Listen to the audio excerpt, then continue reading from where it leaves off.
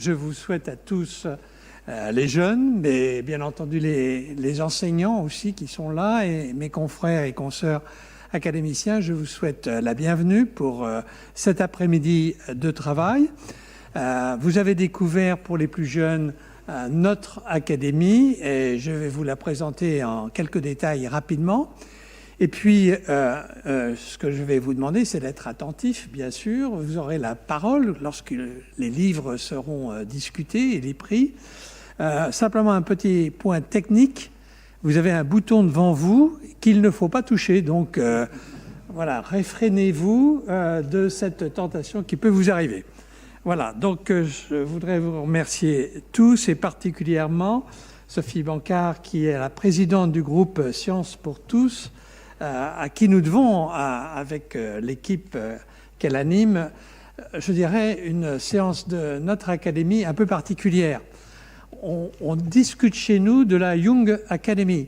Mais la Young Academy, c'est quand même pas exactement encore vous. C'est peut-être vous dans quelques années, mais la Young Academy, c'est quand même une tranche d'âge un peu plus élevée. Mais le fait de vous savoir ici, ça revigore notre vieux sang et ça nous fait circuler de façon plus rapide l'oxygène dans nos pauvres neurones. Donc voilà, on va commencer peut-être avec ici cette diapositive qui vous montre le palais.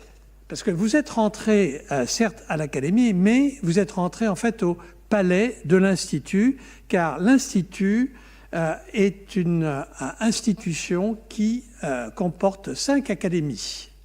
La première académie sur le plan historique, c'est l'Académie française, dont vous avez tous entendu parler. Puis il y a eu 4 autres académies qui ont été créées par la suite. Et la nôtre, elle est centrale, mais ça c'est un hasard, c'est l'Académie des sciences, qui est la plus nombreuse en termes d'académiciens et qui a 2 secrétaires perpétuels, Étienne Gis et Pascal Cossard, et le vice-président Patrick Flandrin, qui est à l'extrême gauche. Nous avons aussi d'autres académiciens qui nous aident à faire vivre l'académie, et notamment notre ami Eric Westhoff, qui s'occupe de la délégation à l'enseignement et à la formation.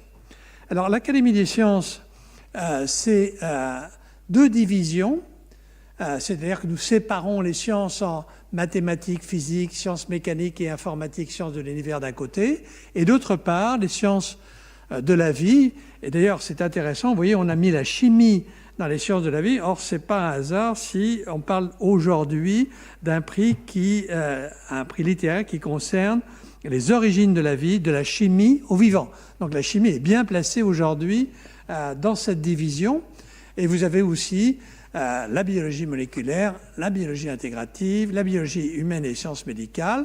Et il y a une intersection qui concerne les applications des sciences, parce que le point intéressant, c'est qu'on fait de la science pour pouvoir progresser. Et donc, il y a des applications scientifiques à tous les domaines de la science.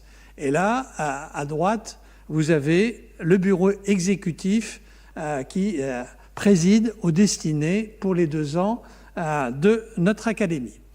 Alors l'académie fonctionne avec des comités, c'est-à-dire que nous avons des réunions régulières, habituellement le mardi, qui est notre jour réservé ici au Palais de l'Institut, pour discuter en comité restreint de recherche spatiale, de sciences de l'environnement, etc.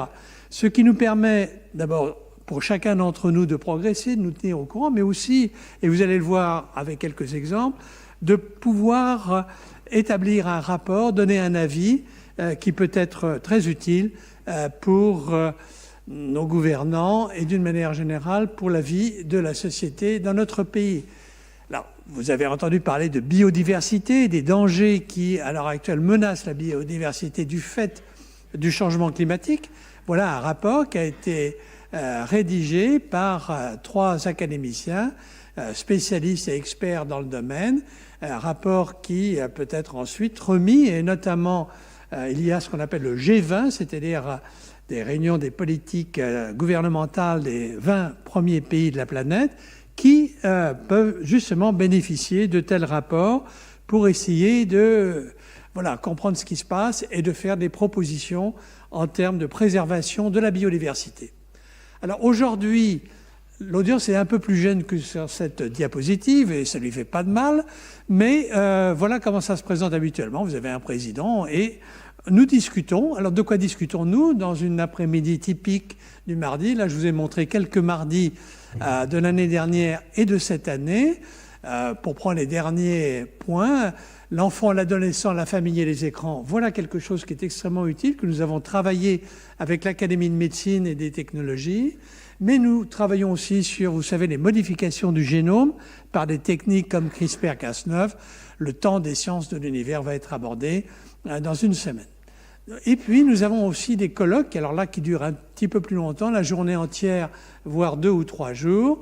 Le microbiote intestinal, c'est-à-dire les bactéries qui colonisent notre intestin, et l'intelligence artificielle, bien sûr, la science participative qui se fait hors les murs. Et ça, c'est une chose qui est intéressante, cette nouvelle pratique de la science qui peut aller en dehors du laboratoire traditionnel.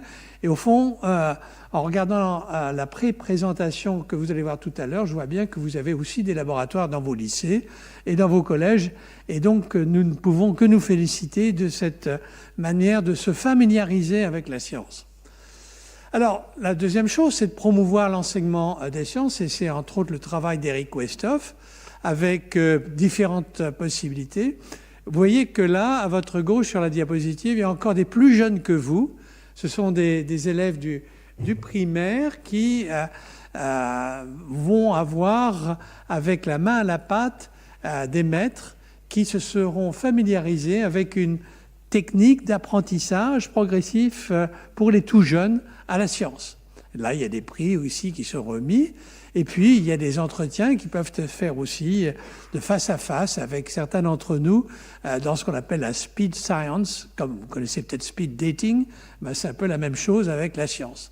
Et aussi, nous réfléchissons à l'heure actuelle avec le ministère de l'Éducation nationale, que je remercie au passage de son aide récente et nouvelle à l'élaboration de ce prix, et donc sur la réforme du bac, du lycée général et technologique, et notamment de la place des mathématiques qui fait débat à l'heure actuelle, mais nous sommes des gens qui aimons débattre. Même si nous n'avons pas de certitude absolue, nous aimons débattre et écouter les uns les autres. Voilà.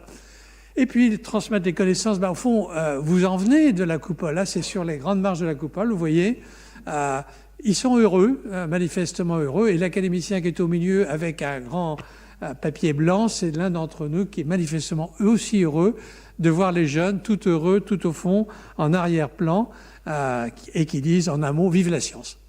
Alors transmettre les connaissances, c'est aussi ça. Ah, il me manque, c'est dommage parce que j'avais la diapositive de Thomas Pesquet on avait une transmission directe de la Station spatiale internationale.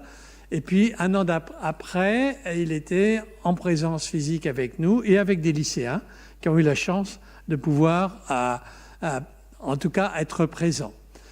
Alors, nous travaillons avec nos collègues étrangers. On élit quelques membres étrangers. Nous avons des réseaux interacadémiques.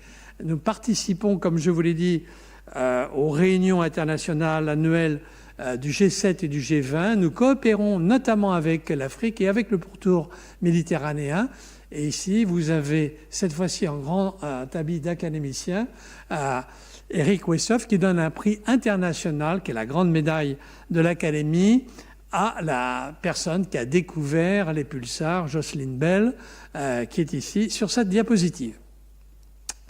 Nous travaillons, comme je l'ai dit, avec, entre autres, l'Afrique. C'est important. Et là, c'est un hommage qui est rendu à un de mes collègues médecins africains, Ogobara Dumbo, qui a énormément travaillé au Mali pour l'éradication du choléra et surtout du paludisme. Alors, voilà aussi un des rôles, pour terminer, de l'Académie des sciences, un rôle important. Nous pensons que notre travail peut éclairer le politique. Nous savons très bien que nous ne remplaçons pas le politique, mais le politique a besoin aussi du scientifique pour être éclairé. Donc chacun doit, je crois, savoir écouter l'autre avec respect. Il faut qu'il y ait un dialogue. Et ce dialogue, nous l'avons eu en début d'année avec mes collègues des 6 autres académies des sciences qui font partie du G7, qui sont indiqués ici avec ces drapeaux. Et nous avons abordé 3 sujets qui nous tenaient à cœur: la science et la confiance. Et ça, c'est un point très important, vous les jeunes. Parce que vous entendez parler de fake news, de choses qui se propagent par les réseaux sociaux. La Terre est plate, pourquoi pas, le créationnisme revient, pourquoi pas l'écouter aussi. Et donc, si vous voulez, ce sont ces questions-là qu'il faut aborder de manière scientifique. Sinon, le citoyen commence à se méfier de la science, et c'est un vrai problème. Intelligence artificielle et société est un sujet majeur, réellement majeur. C'est le tournant de notre siècle, de pouvoir utiliser les moyens numériques et surtout maintenant l'intelligence artificielle.